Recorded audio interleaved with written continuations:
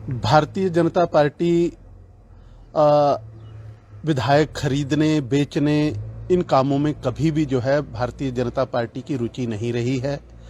जहां तक भारतीय जनता पार्टी का सवाल है, भारतीय जनता पार्टी देश के अंदर स्वच्छ राजनीति के ऊपर विश्वास रखती है और यही कारण है कि कांग्रेस आज देश के अंदर 414 से 40 के ऊपर सिमट गई है और भारतीय जनता पार्टी 2 से 303 पहुंच गई है और आने वाले 4 जून को 400 पार, 370 भाजपा और एनडीए 400 पार। जो नरेंद्र मोदी जी ने नारा दिया है, उस नारे को पूरी तरह से भारतीय जनता पार्टी और इस देश की जनता फलीभूत होता देखेगी। जहां तक सवाल रहा कांग्रेस पार्टी के नेताओं का रोज प्रेस वार्ता करने का, तो थोथा चना बाजे घना, जिसके पास बात करने के लिए कुछ नहीं होगा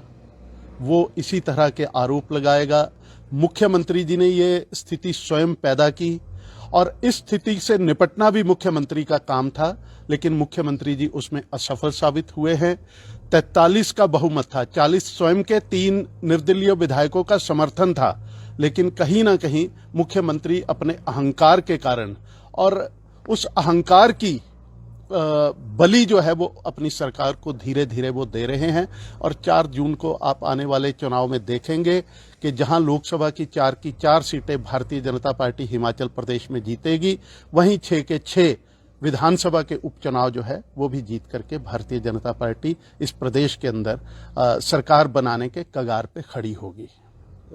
कांग्रेस को समझना चाहिए, कांग्रेस को तो इस प्रदेश की जनता ने 43-40 सीट दे दी। भारतीय जनता पार्टी तो तैयार पूरे 25 सीट थी हमारी। हम तो सशक्त विपक्ष की भूमिका हमें प्रदेश की जनता ने दी थी और ईमानदारी के साथ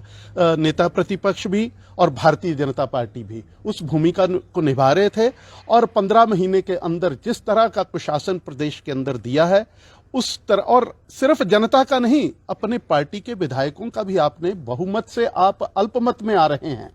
इससे बड़ी विडंबना क्या हो सकती है? यह राजनीति में बहुत कम होता है कि 15 महीनों के अंदर एक सरकार जनता का विश्वास खो जाए, विधायकों का विश्वास खो जाए और आप जो है वो अल्पमत के कगार पे आकर के खड़े हो जाएं। आपके विधायकों ने आपको समय समय के ऊपर चेताया, आपको कहा कि आप जो है वो जनहित के काम नहीं कर रहे हैं, आप विधायकों की अनदेखी कर रहे हो। आपने, और विशेषकर कांगड़ा के साथ, आपने राजनीतिक अनदेखी की, आपने प्रशासनिक अनदेखी की, आपने विकासात्मक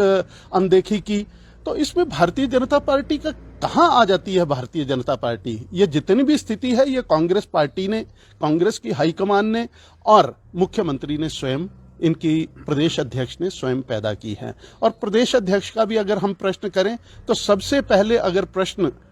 सुखविंदर सिंह सुक्खू जी की सरकार के ऊपर उठाए तो इनके विधायकों से भी पहले जो है वो इनकी प्रदेश अध्यक्ष ने उठाए कि सरकार और संगठन के बीच में समन्वय नहीं है, सरकार और विधायकों के बीच में समन्वय नहीं है, मंत्रियों और मुख्यमंत्री में समन्वय नहीं है। तो ये समन्वय स्थापित करने का काम जो है वो प्रदेश के मुखिया का काम होता है और वहां पे आपको अपना अहंकार छोड़ करके कार्य करने की आवश्यकता होती है, जिसमें सुखविंदर सिंह सुक्खू विफल साबित हुए। देखिए, जहां तक कंगना राणौत जी का प्रश्न है, कंगना राणौत विश्व स्तरीय अभिनेत्री हैं और प्रदेश का नाम उन्होंने रोशन किया है, अभिनय के क्षेत्र में किया है और अभिनय में विशेषकर महिला वर्ग को सशक्त करने के लिए महिला वर्ग की भूमिका समाज के अंदर क्या होनी चाहिए, किस तरह से महिलाओं के ऊपर, समाज के ऊपर प्रहार होते हैं और किस तरह से व्यक्तिगत तौर पे कुछ ताकतों ने व्यक्तिगत तौर पे उनके स्वाभिमान को भी कुचलने की कोशिश की, वो निश्चित तौर पे वो आवाज उठाती हैं और प्रदेश की जनता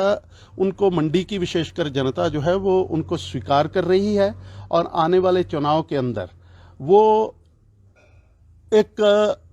अप्रत्याशित बहुमत के साथ जो है वो सीट जीतेंगी। और जहां तक विक्रमादित्य जी का सवाल है, वो अपनी उपलब्धि कम है, वो अपने परिवार, अपने पिताजी, अपनी माताजी और इस पारिवारिक पृष्ठभूमि को लेकर के वो चुनाव में उतरना चाहते हैं। लेकिन प्रदेश की जनता जो है और वहां की विशेषकर जनता जो है और विशेषकर महिला वर्ग जो है, वो जानते हैं कि किसने किसके लिए क्या किया है और जो विश्वास मंडी के अंदर जनता ने जयराम जी के ऊपर दिया है, उस विश्वास के ऊपर भी मुहर लगेगी और कंगना रनौत जो है वो भारी बहुमत के साथ जीत करके